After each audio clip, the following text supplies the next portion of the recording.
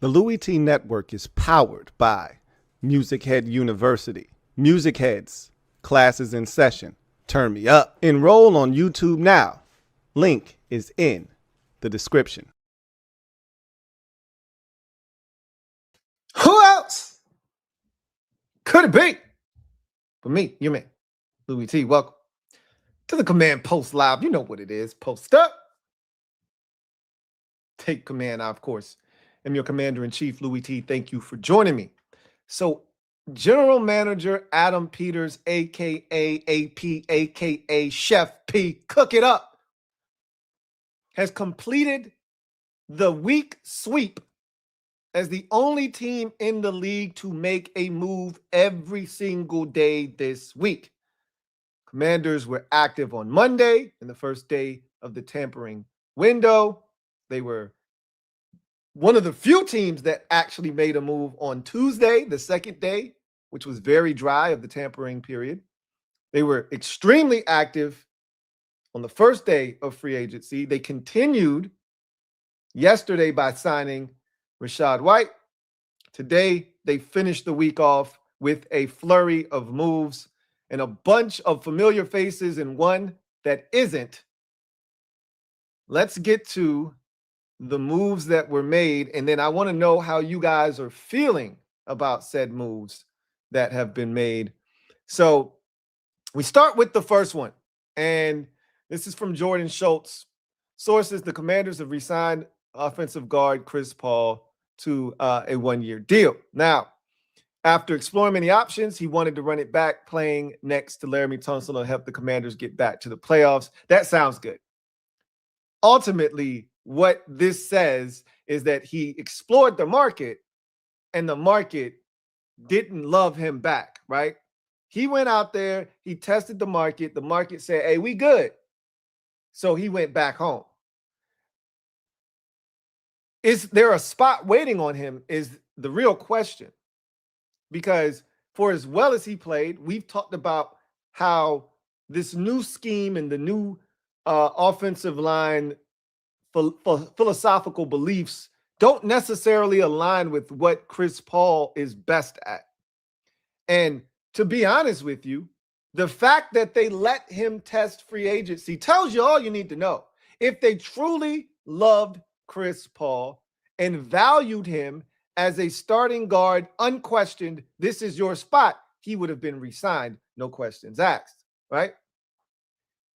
I imagine that this one-year deal isn't going to be for a ton of money. As we saw with Rachaad White, Adam Peters isn't just handing out lucrative one-year deals. Thank you. So I imagine that Chris Paul had to come back crawling, begging on hands and knees to get this one-year deal from Adam Peters. They're going to allow him to come in here and compete. That is the most important thing. This is not his starting job at left guard. He is coming in to compete at left guard. They want Brandon Coleman to win that job. Now, if Brandon Coleman doesn't do what he needs to do, Chris Paul will be in there. He has proven that he can get the job done. Again, that was in a different scheme. This one may not be as favorable to his skill sets, but that said, he proved last year that being put in that fire, he was not scared and he can get the job done. So he's going to probably get the first crack at the starting left guard job, I would assume. But I think they're going to want Brandon Coleman to come in, best shape of his life, and prove that they didn't waste a third-round pick. And I think he's going to ultimately win the job. I think Brandon Coleman is going to be your starting left guard this season. But Chris Paul coming back to the Commanders gives them tremendous depth on the offensive line now. Between Paul and Coleman, whoever doesn't start there is going to be a really solid backup force. You've got Andrew Wiley back in the fold, tremendous backup there. And then if we can find ourselves a starting center somewhere along the way that is not named Nick Allegretti, Allegretti will make a fantastic backup. If Allegretti has to start, then we'll figure out what the center position looks like and who the backup will be there. But Chris Paul back in the fold, you know, one of the biggest conversations of our own free agents heading into this period was Chris Paul has this robust market. Remember that conversation?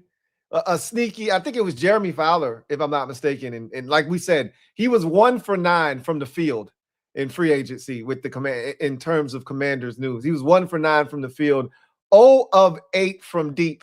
He couldn't hit anything, right? The only thing he got right was the Kayvon Chason, that the Commanders' name keeps coming up. They're not out of the edge market, edge rusher market after they had signed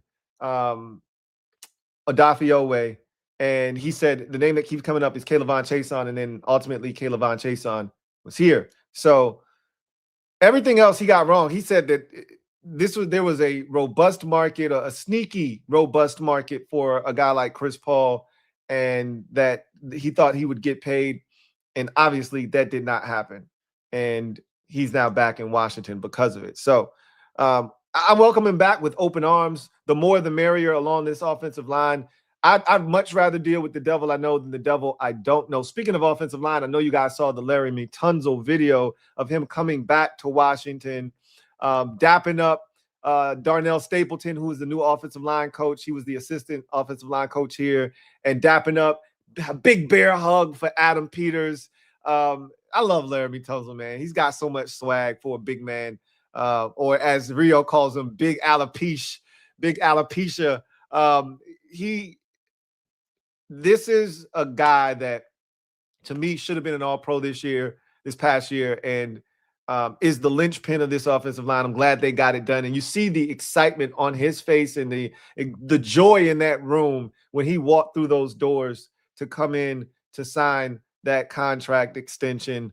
I love it. I love the environment that they've created, and I love the offensive line that they've built in front of our star quarterback. Just got to figure out how to solidify that center position, and we're set. Whether it's Chris Paul or Brandon Coleman, I feel good about left guard, and I feel good about all the other spots on the offensive line. I think you're going to see a vast improvement in year 2 from Josh Connolly Jr.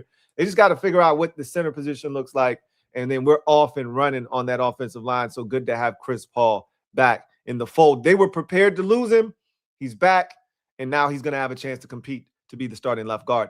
Next order of business, Jordan Schultz again. Sources, the Commanders are signing wide receiver Van Jefferson to a 1-year deal. Jefferson was with the Titans last season. So Van Jefferson, let's talk about Van Jefferson, the son of Sean Jefferson, very good receiver in his day. So I remember Van Jefferson coming out of Florida, and let's get closer than close. Yeah. Closer. So much closer, babe. Let me get a little closer to you for this. Let's talk about Van Jefferson.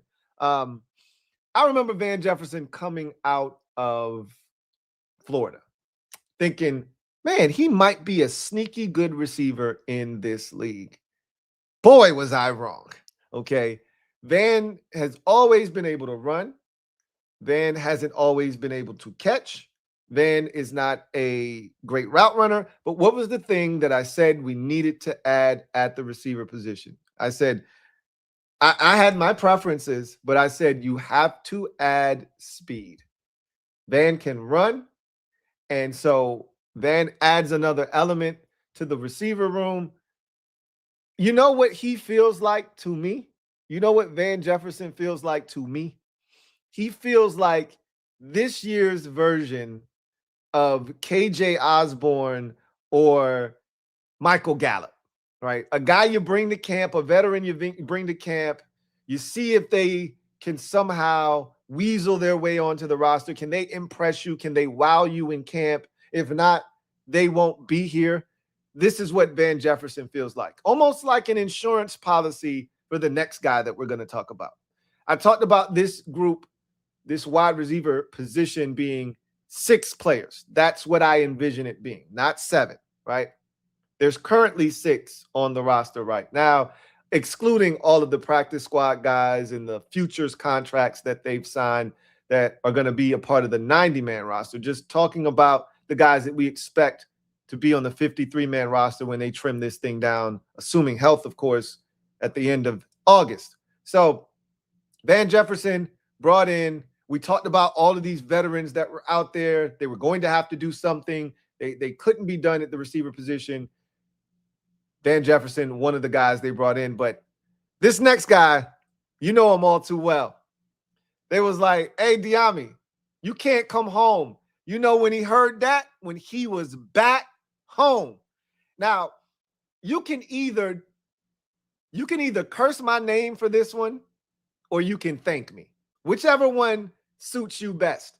Because I can't confirm nor deny this, but I believe that I was the first person to throw the idea of Dyami Brown being brought back to Washington. I feel like I was the first person to throw that idea against the wall and see if it stuck. And I feel like it took on a life of its own after I brought that up.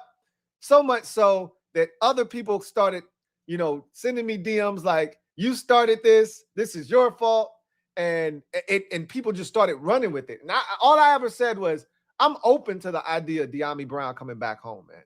It's not going well in Jacksonville. And when I said it at the time, we were probably in week 13 or so. He had been a DNP, a healthy scratch for about a month at that point. And so I saw where the writing on the wall was for Dyami.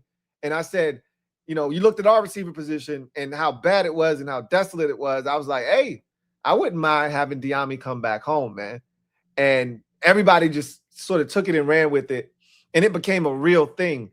And this was always a real possibility in my mind because Adam Peters loves a great discount.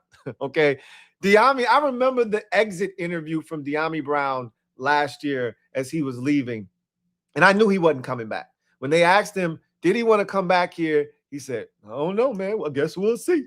And he had the nastiest smirk on his face, like, I'm out of here, right? Like he knew there was some money out there for him. And I told y'all last offseason, I said, there's some money out there for Dyami Brown. Wait, you'll see. And lo and behold, a 1-year, $10 million contract. Again, those were cocaine prices for Dyami Brown. We were looking for Dyami on a crack discount. The Jags said, hey, we got that pure, uncut, fresh off the boat cocaine for you, Dyami. $10 million. Can't turn that down. But once all of that was gone and the Jaguars realized they had been robbed, lay on the floor, you've been robbed. Give me your jewels, you effing fool. You've been robbed. So after they got robbed, blind by Dyami, they didn't get documentary Dyami. They just got Dyami, what can Brown do for you? Apparently, nothing for the Jacksonville Jaguars. Tom Pelissaro says, veteran wide receiver Dyami Brown is going back to Washington on a 1-year deal worth up to $3 million. Do you hear the key word in it? Our guy, Adam Peters, is a savage. We talked about this yesterday, right? With Rachaad White. He's a savage. That's not a 1-year, $3 million deal Dyami Brown has just signed, okay? Dyami Brown signed a deal that is worth up to $3 million, okay? So understand the verbiage there. This is probably a 1-year, $1.5 million deal, okay? This is, you can get cut money, right? This is, you don't have to make this roster money that Dyami Brown just signed for. He's going to make the roster, though, right? As long as he's healthy. And he's documentary Dyami, not Dyami, what can Brown do for you? Brown, right? Not that Dyami Brown. Documentary Dyami Brown is who we're looking for.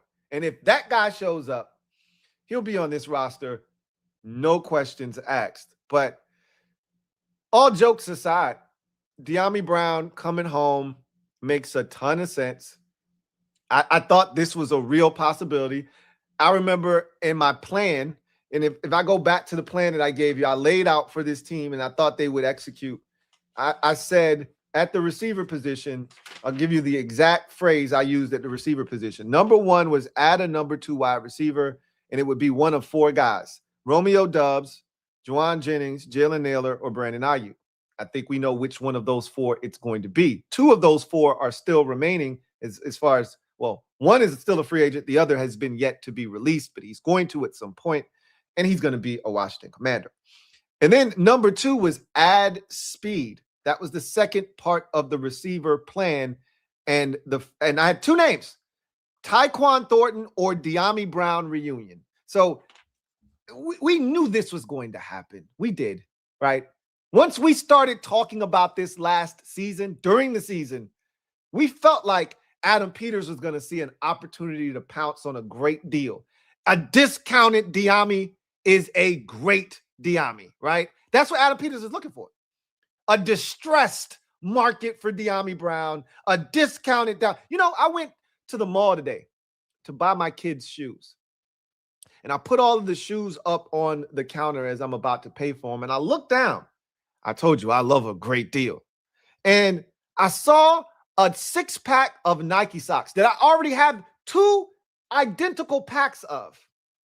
All right, multicolored, right? There's a purple pair of socks, red, yellow, green, blue, orange, right? 6-pack.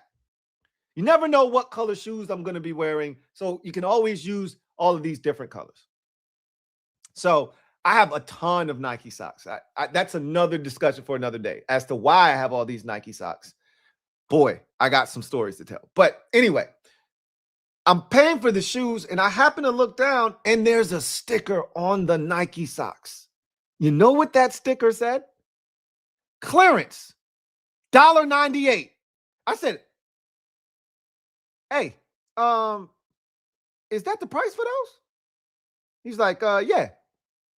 He's like, we actually doing buy one, get one for socks. There's some more in the back. I hauled ass to the back. I went to the back, and to my surprise, very disappointed, there were a bunch of socks that were clearance, but those were $12.99. They weren't $1.98. And you know how they get you in the BOGOs, right? You're going to get half off of the $1.98 socks. You're going to pay for those $12.98 socks. Now, I'm good. I only wanted these socks because they're $1.98. I didn't bring these to the register. They were here. They were like, Pookie, it keeps calling me, man.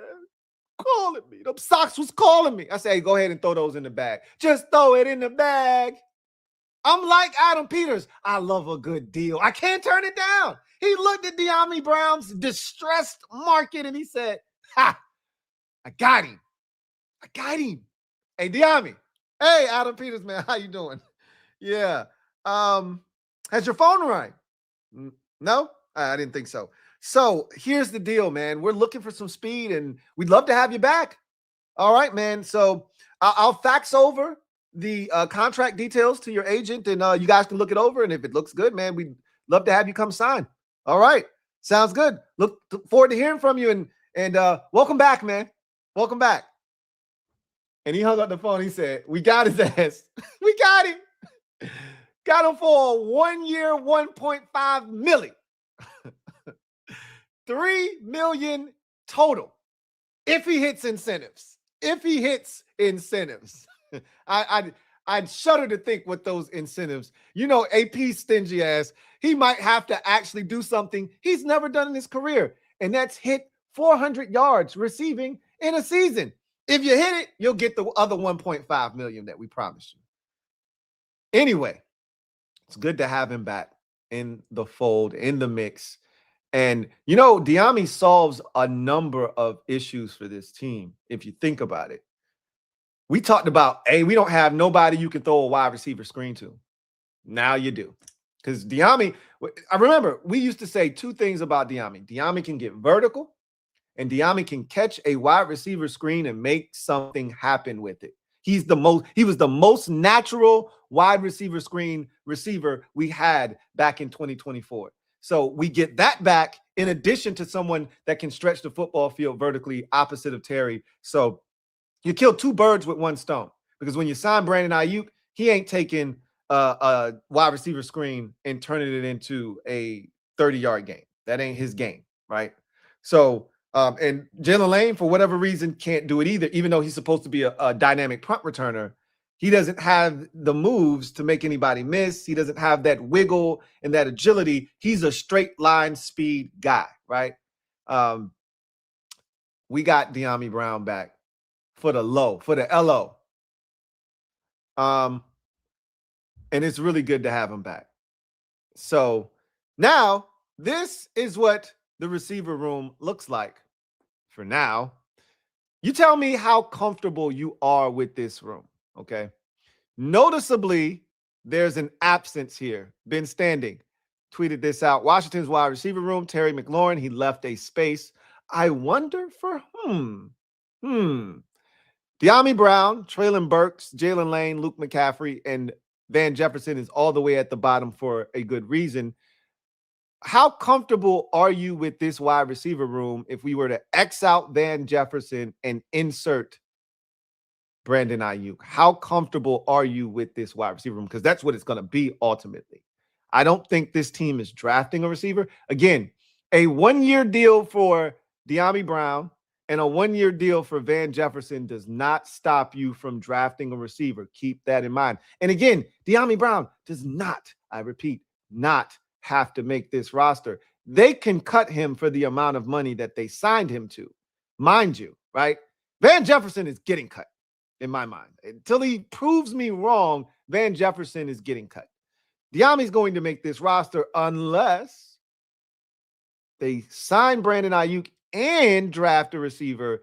Then Dyami becomes expendable because, again, I don't think the number at receiver is 7. I think it's 6. And if they do draft a receiver in addition to signing Brandon Aiyuk, you could also stash Dyami Brown away on the practice squad. Again, I don't think there's anybody else out there that's fighting over adding Dyami Brown to their active roster. Again, as you get closer to the season, injuries start to happen, teams get desperate, Dyami Brown could be a guy that teams look to add to their active roster. But as of right now, Dyami Brown was just sitting out there lonely.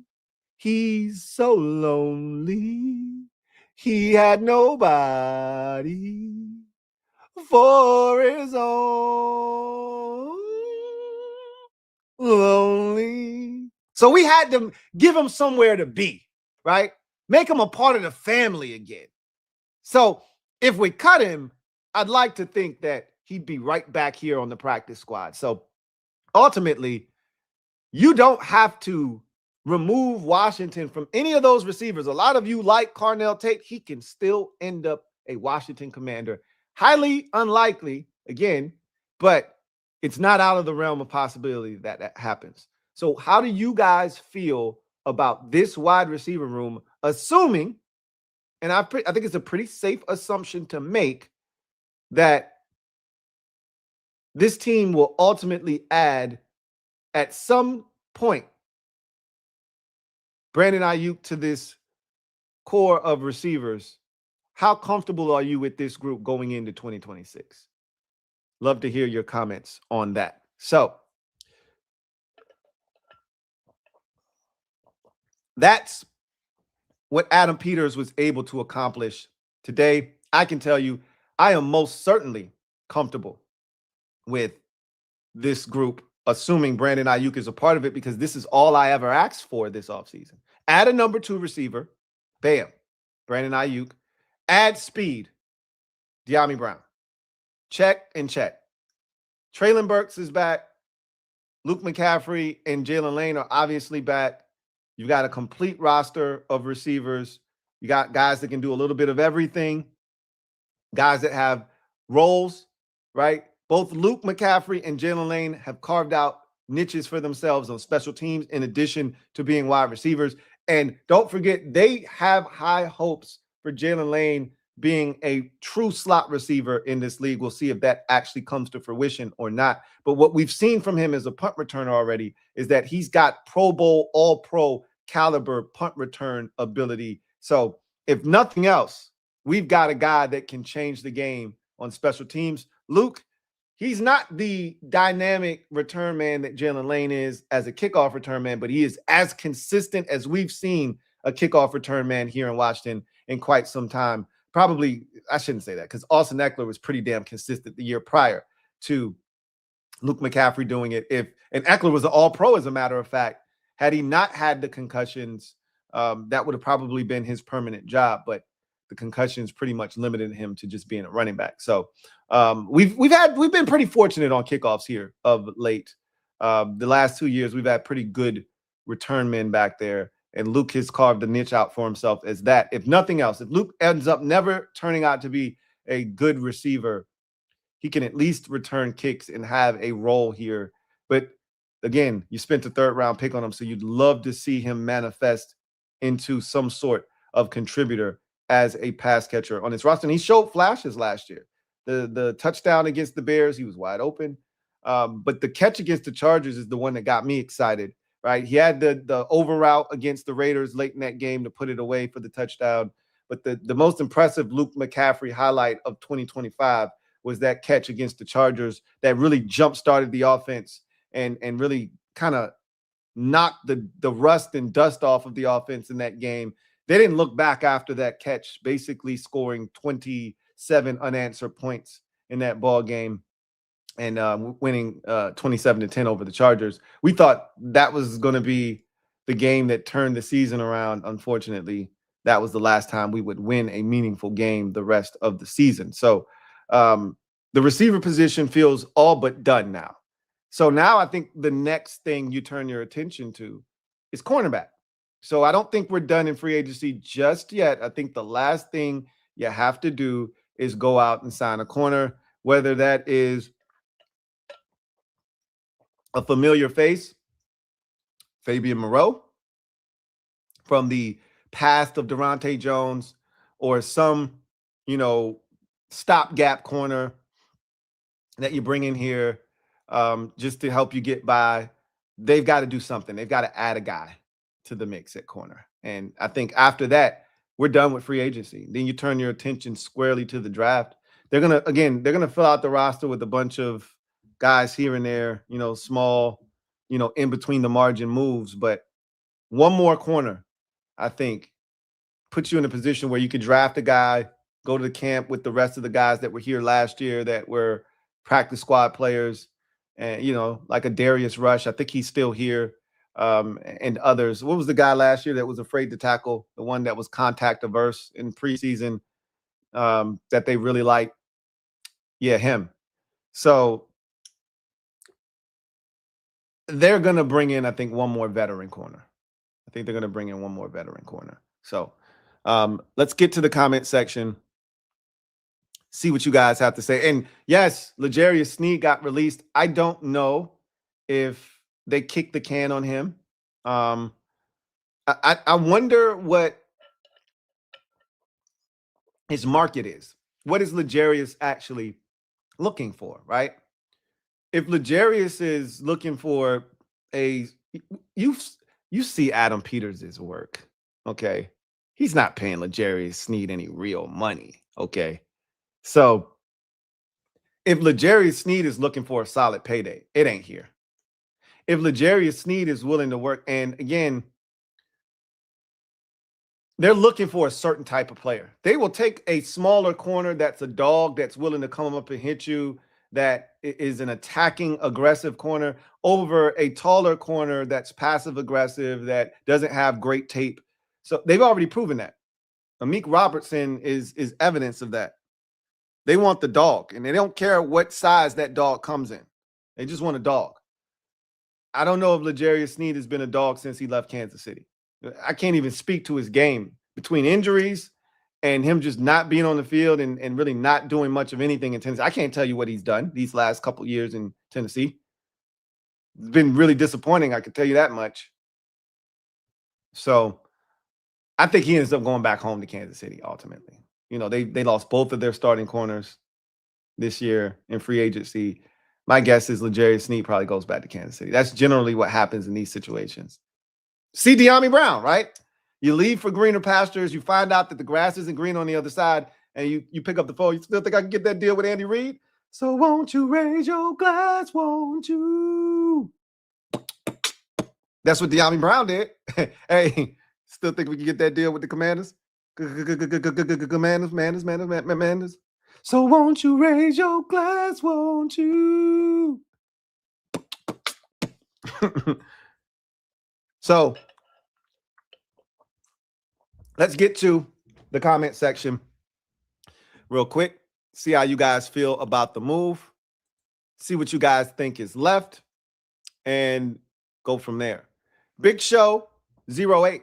Thank you for the super chat. Greatly appreciate you. Thank you for being a member of the MOBB, who writes, my favorite Kane. Let's get it. What's going on, Big Show? Really appreciate you. Make sure that you guys hit the like button, subscribe for more great content, turn on the notification bell so you don't miss a thing. Shout out to my guy, Big Show. Really, truly do appreciate you. Barry Curtis, thank you for the super chat. Greatly appreciate you. Thank you for being a member of the MOBB. Barry Curtis writes, if Love is gone, Tyson is a hell of a backup prize. I'd take a CeeDee Lamb type receiver for Jaden at 7 every day of the week. That's a really good comp. I think Tyson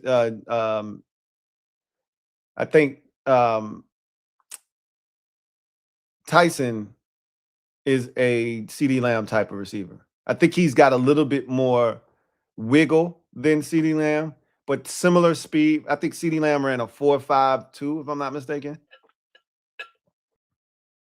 40. He's got a little bit more wiggle to his game. I think CeeDee Lamb's tougher with the football in his hands, run after catch. I think Jalen Tyson is more of a separator than CeeDee Lamb is off the line of scrimmage. I think CeeDee is a better route runner than Tyson is, which should be the case.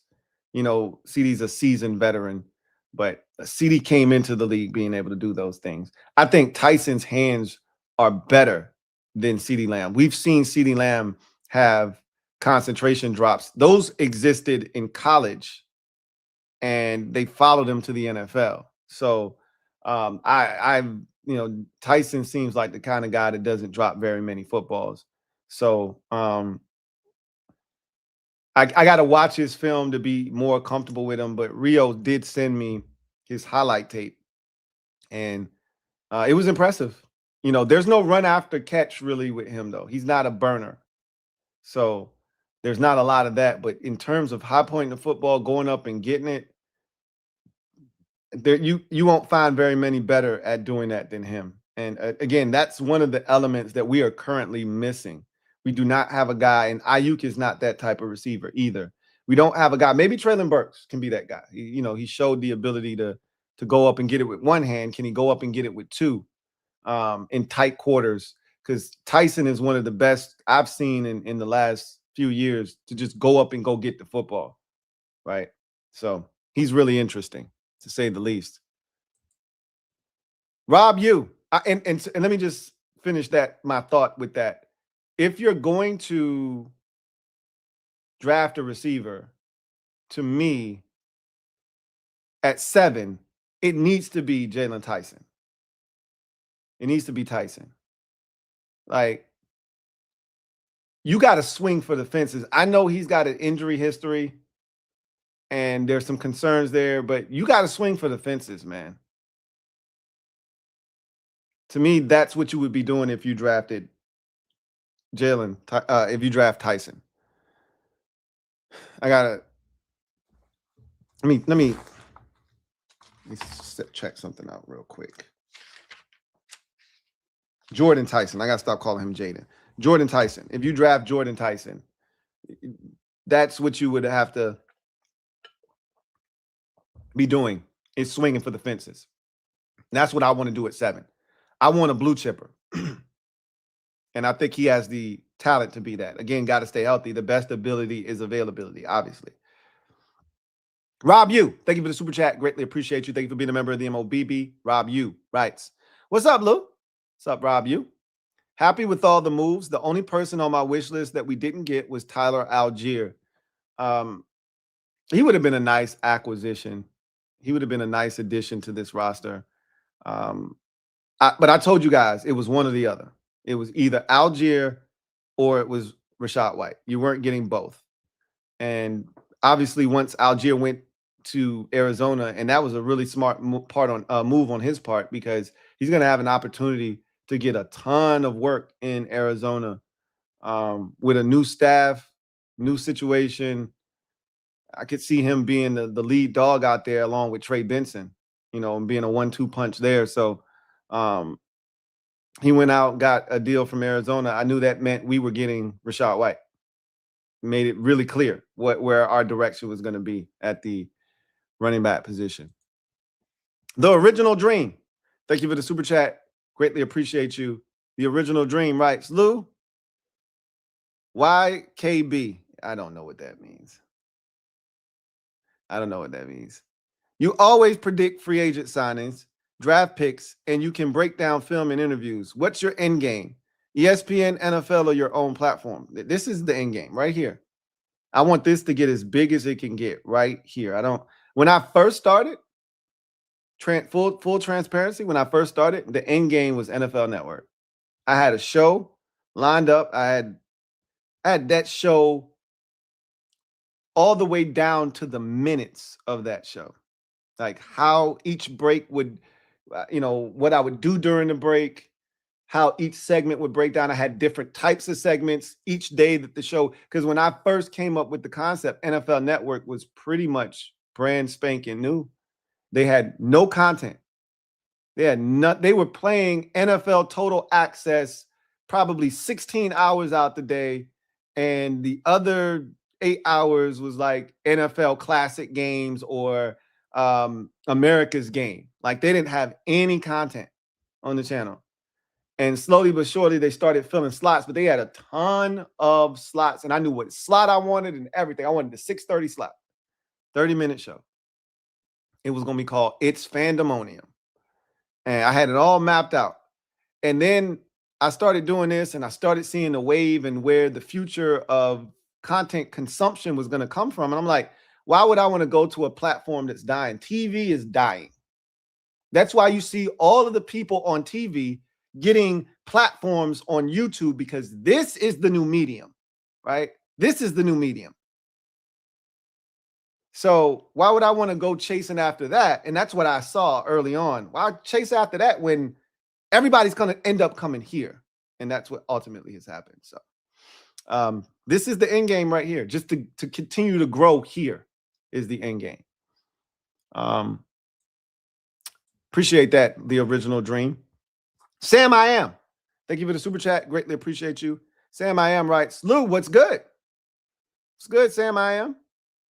I want a big name wide receiver. Brown and Jefferson don't move the needle for me.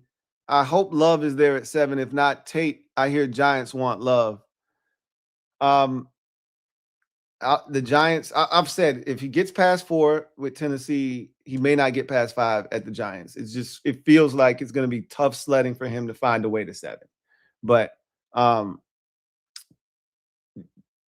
me, Jefferson, I could have done without Van Jefferson. I just think that he's an insurance policy. They don't necessarily trust Dyami, so bring in Van Jefferson to compete as well.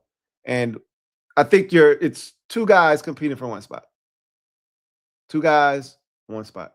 Bring in competition, and if Van Jefferson outperforms him in camp, it's Van Jefferson who will be your 6th receiver. If Dyami Brown comes in here and shows that he's more comfortable, because a lot has changed since Dyami was here in 2024. A lot has changed. Cliff Kingsbury ain't here no more. The offensive scheme has changed. David Blau's going to have a totally different offense that may or may not fit Dyami's skill set. So who knows how this new offense affects a guy like Dyami Brown. But ultimately, we know he blocks. He does the dirty work. He can make something happen out of nothing. He can take a short pass and turn it into a big gain.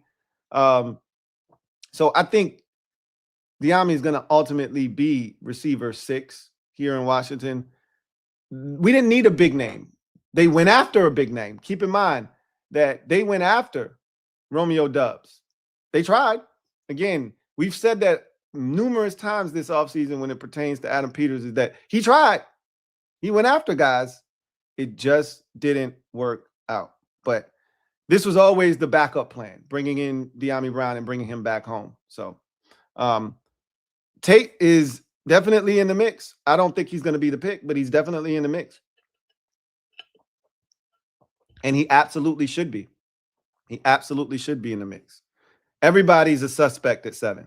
Everybody's a suspect at 7. Lang Hughes, thank you for the super chat. Greatly appreciate you.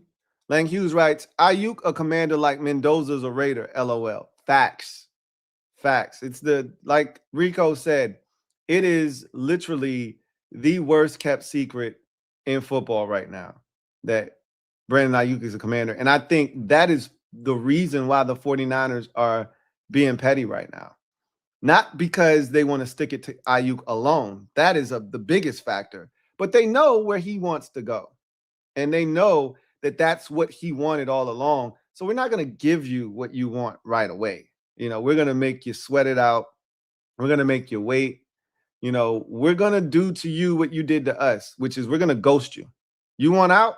We ain't picking up the phone. We not moving in that direction. We handling everything else. We going to tend to the draft. We just going to put you on the back burner. We going to put you on ice and we going to let you just chill.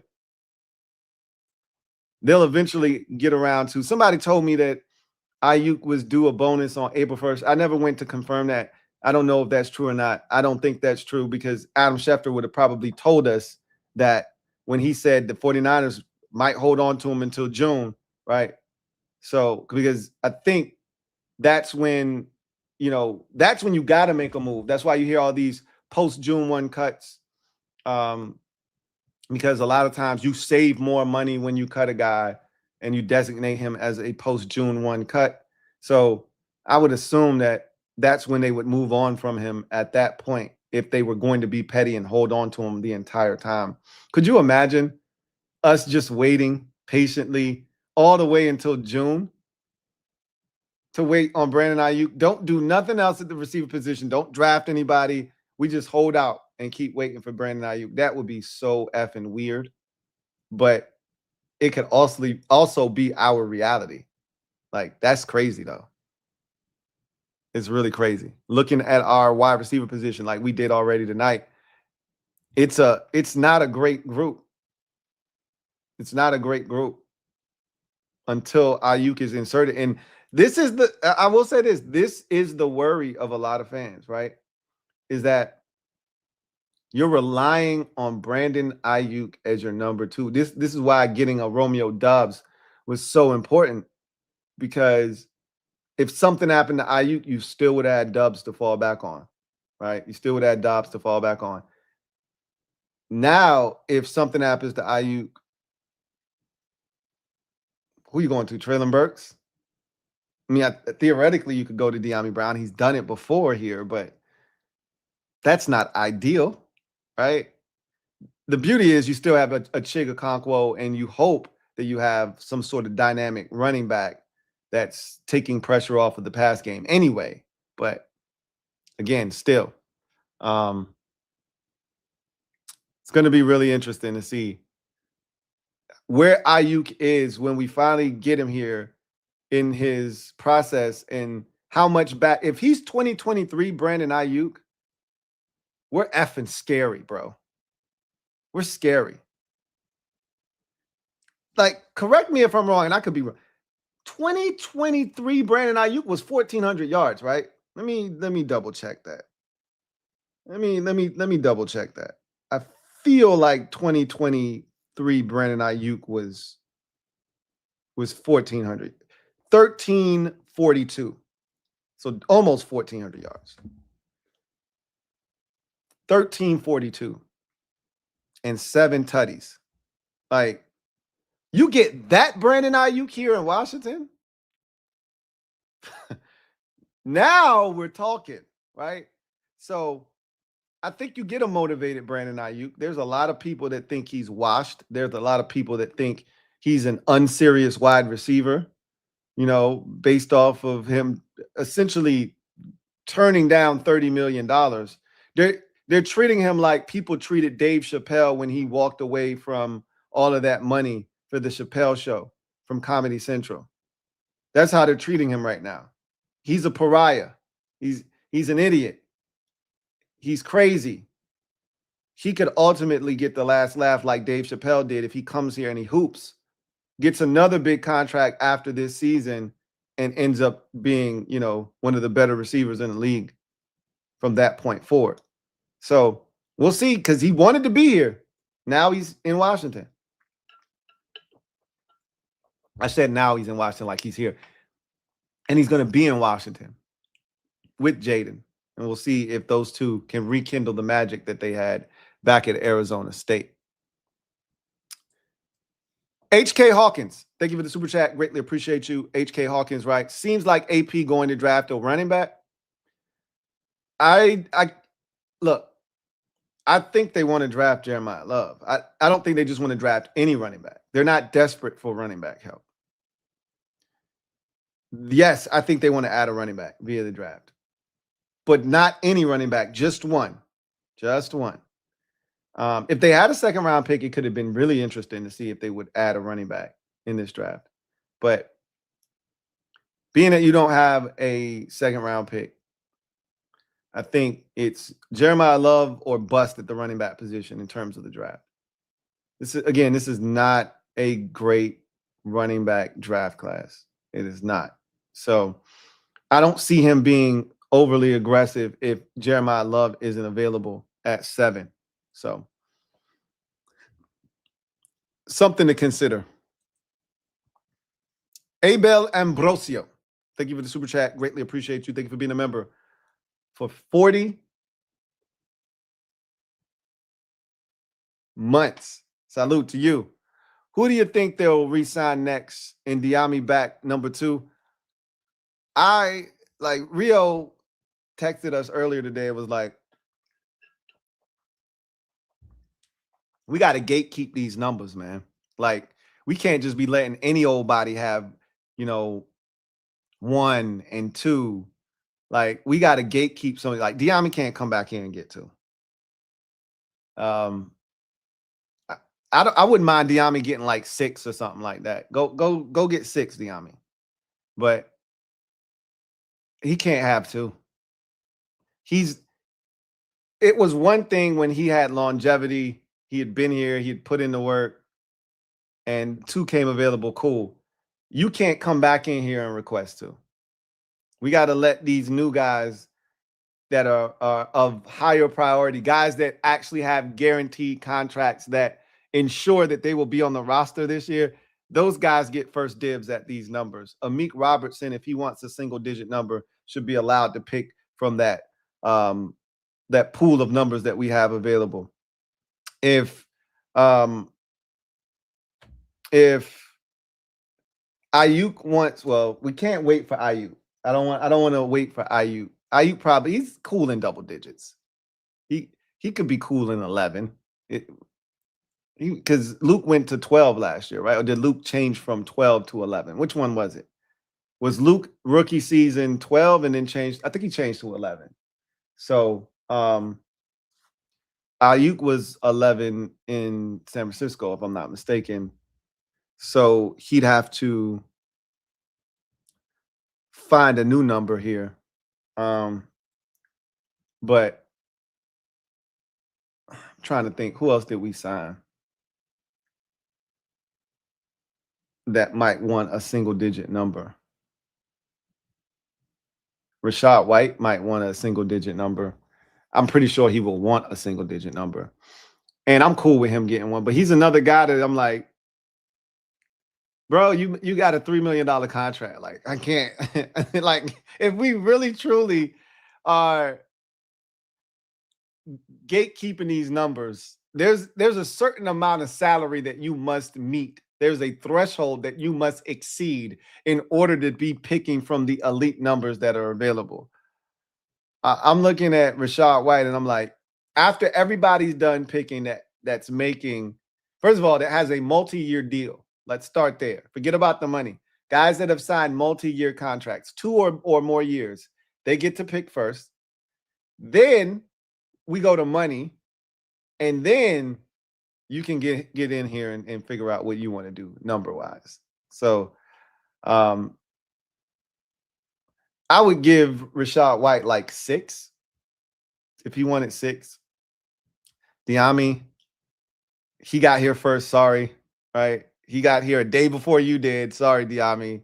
If he wants 6, you might have to take 17 or some shit like that. So can't. We'll see. I don't think Dyami's back in number 2 though. I might be a little disappointed if he's back in 2. I might be a little disappointed, to be honest with you. Rob, thank you for the super chat. Greatly appreciate you. Double up. Thank you for doubling up. Who writes? You think Settle can be effective at nose tackle? If they knew he would be available in the 5th round, you still think they would have taken Payne at number 13? I'm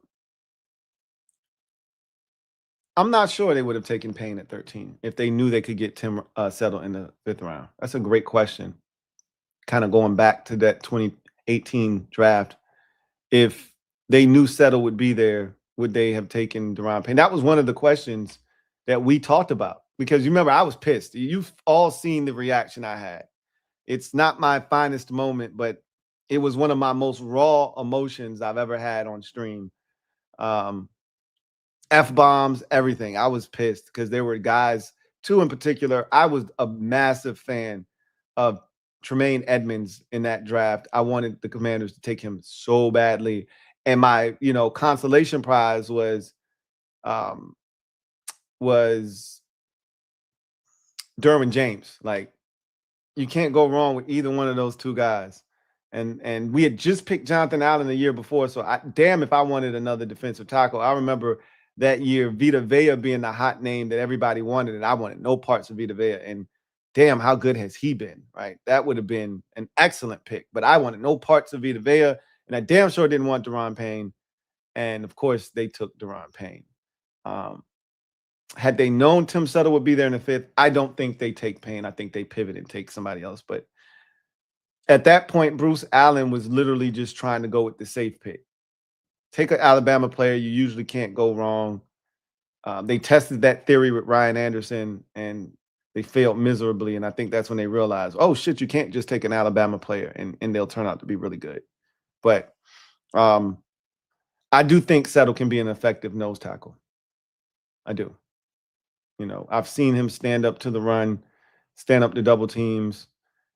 One of his strengths, and was when he was here the first time and still is penetrating and getting into the backfield. Being a disruptive force up front for his size. So I still think he can do that as well. So yeah, I do think he could be an effective nose. And we have multiple guys that can play the nose if we need them to. Shy Tuttle can play the nose. I know he's not necessarily going to make this roster, but Javon Kinlaw can play the nose. And if in a pinch, if you need him to, Daron Payne can play the nose as well. So plenty of versatility up front for this team. Tyler, the narrator. Thank you for the super chat. Greatly appreciate you. Big shout out to Tyler, the narrator. Tyler, the narrator. Thank you for the super chat. Greatly appreciate you. Double up. Thank you for doubling up. Who writes, why is guard not an option at 7 if Love is gone? Coleman got benched and Paul was allowed to test the market. Clearly, we're not that good. We're not good at that position, because you don't spend the 7th pick on a guard. We didn't suffer last year. Listen to me, Tyler. And I've said this already, but I want to say this as loud and clear as possible. I'm not going to yell, but as clearly as possible. We did not suffer through the 2025 season. Again, keep in mind, there was a full month stretch where we lost every game by 3 touchdowns or more. Not 3 scores, 3 touchdowns or more. We were awful. We, at one point, lost 9 straight games. We were 3-11 before we snapped our losing streak. We did not suffer through 2025. We got shut out in a game last season to J.J. McCarthy, no less. We did not suffer through 2 Jaden Daniels injuries, not 1, 2 Jaden Daniels injuries. 3, if you count the hamstring injury. I'm just talking about the major ones, the arm, and then the one that put him out for the rest of the season. We suffered through 2 of those, not really knowing the extent of them at the initial onset of the injury.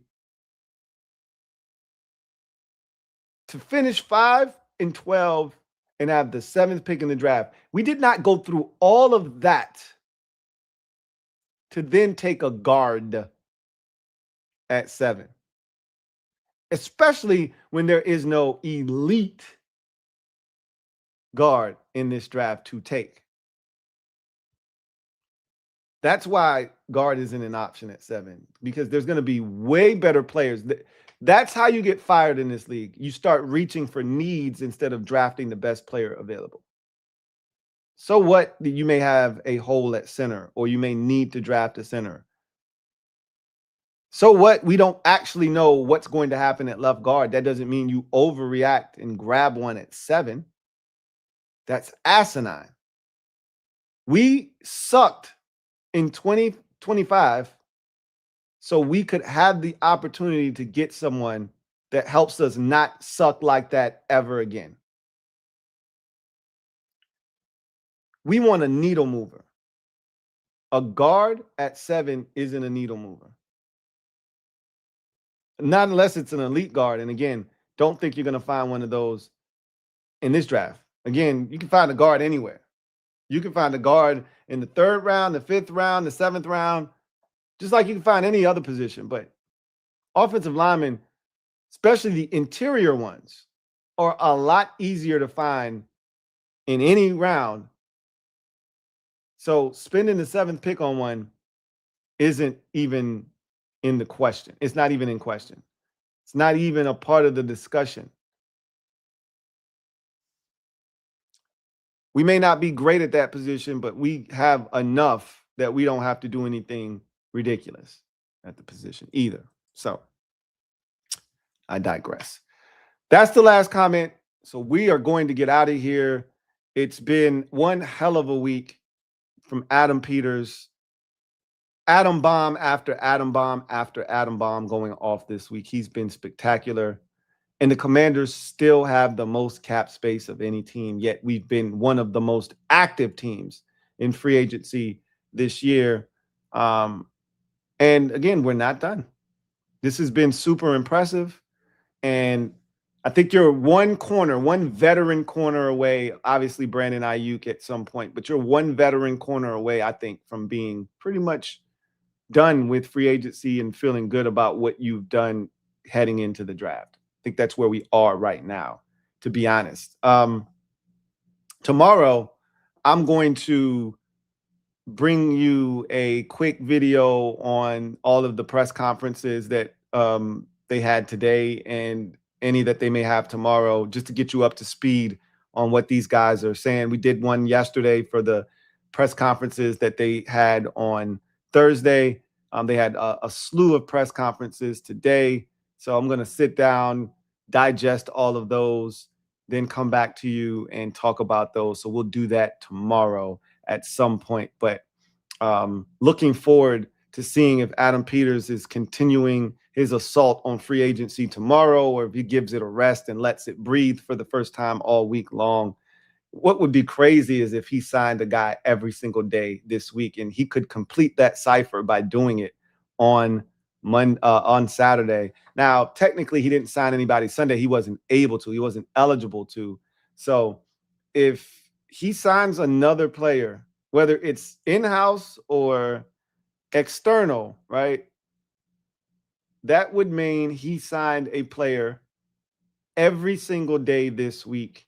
And again, no other team can lay claim to that.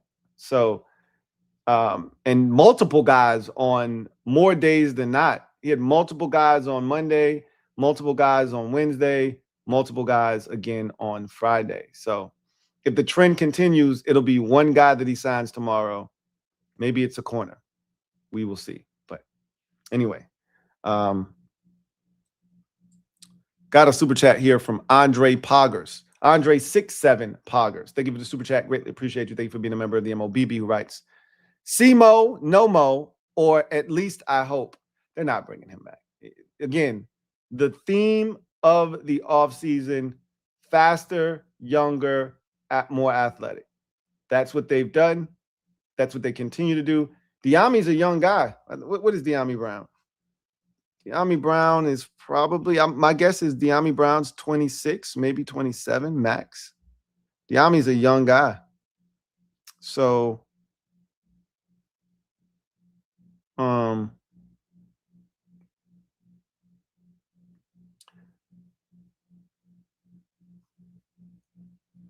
Dyami Brown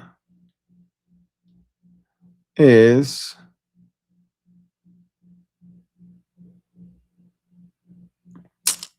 trying to type this shit with one hand, and it is not happening.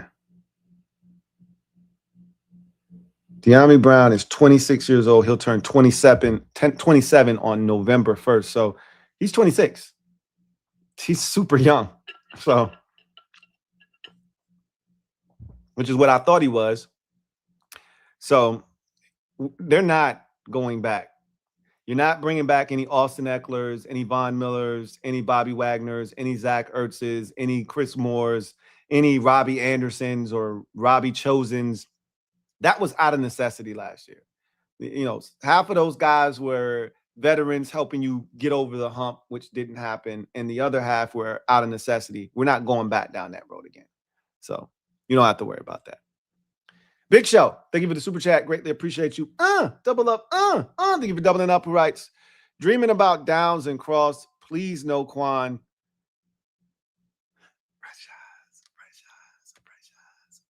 You just never know. Fresh eyes, man. Downs could be the pick. I still think, as we sit here now on March 13th, that Caleb Downs is the pick for the Commanders at 7. That's what I think it's going to be. I think they see him as their Harrison Smith at the safety position. So, again, it all comes down to who's available. If Love or Styles are available, I could see that changing drastically.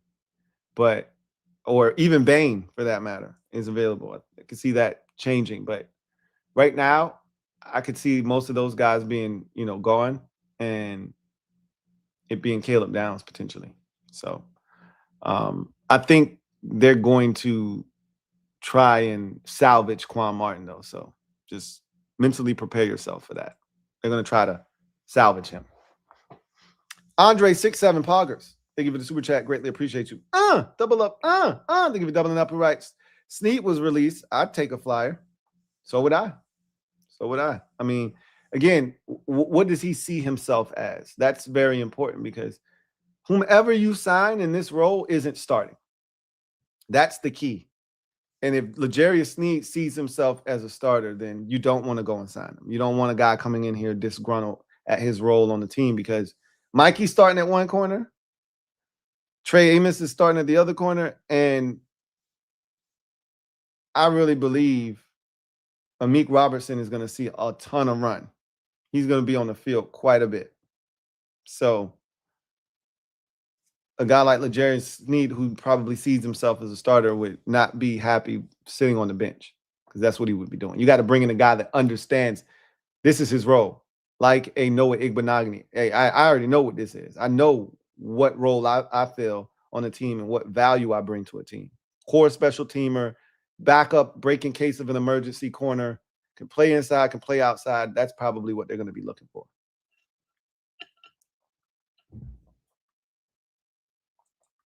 I don't think Snead sees himself in that way yet. Tay 2 times. Thank you for the super chat. Greatly appreciate you. Thank you for being a member of the MOBB. Who writes, would love to send a late round pick for Nick Herbig on last year of deal. Love his game. Oh, that's his brother. I'm about to say, didn't we have Nick Herbig? No, we had Nate.